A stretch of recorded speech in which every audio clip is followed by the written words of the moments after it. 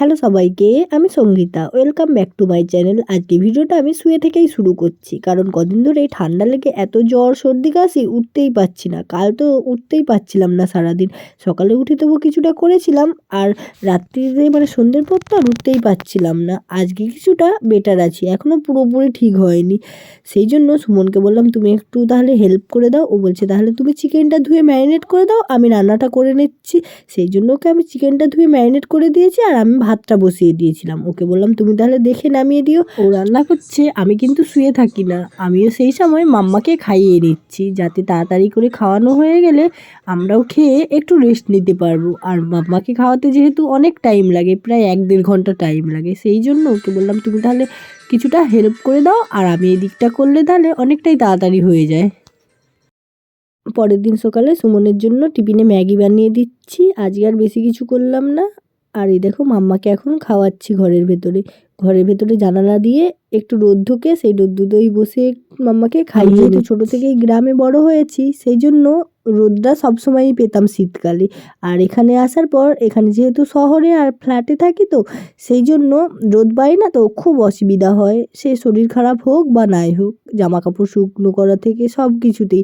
স্নান করার পর একটু রোদ পায় না, ওই জানালা দিয়ে একটু রোদ ঢোকে আর বারান্দাতে একটু রোদ ঢোকে, ওখানেই বসতে হয়। এই দেখো সুমন এখন অফিস বেরিয়ে যাচ্ছে, আর মাম্মাকেও খাওয়ানো আমার হয়ে গেছে। আমিও এবার কিছু টিফিন একটা করে নিয়ে কিছুক্ষণ বারান্দায় রোদ্দুতে একটু বসবো, তারপর দুপুরে রান্না করব। আর বারান্দায় জামা কাপড়ও মেলা আছে, সেইগুলো এখন তুলে রেখে দেবো। আমরা যারা হাউসওয়াইফ আছি তাদের কোনো দিনও ছুটি থাকে না, ছুটি বলতে কিছুই হয় না। তাদের যতই শরীর খারাপ হোক আর যাই হোক, সংসারের কাজ করতে হয়, রান্না করতেই হয়, আর সংসার গোছাতেই হয়। যাই হোক, করতে তো হবেই।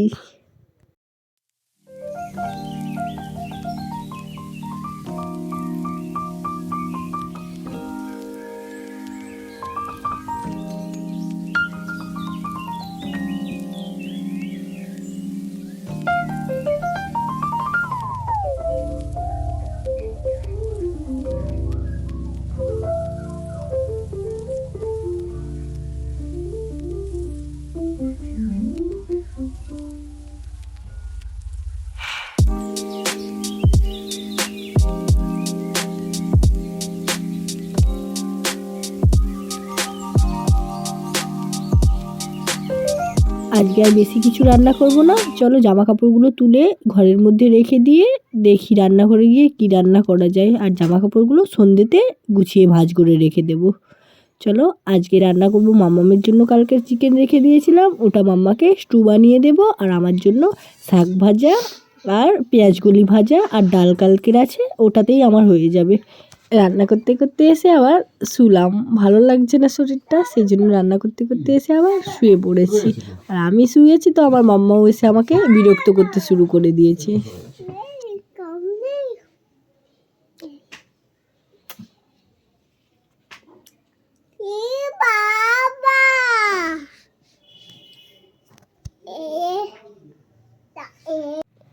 মাম্মা কি করো?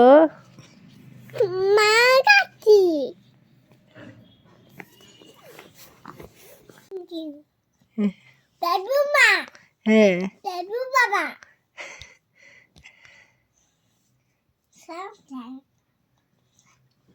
তুমি কি খাচ্ছ? কি খাচ্ছ?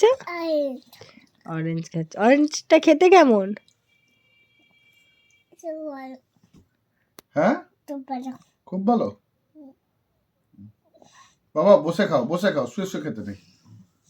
উঠে বসো, বাবার মতন করে বসো। ওঠো ওঠো। বাবা যেভাবে বসেছে এইভাবে বসে বসে খেতে হয় মামান।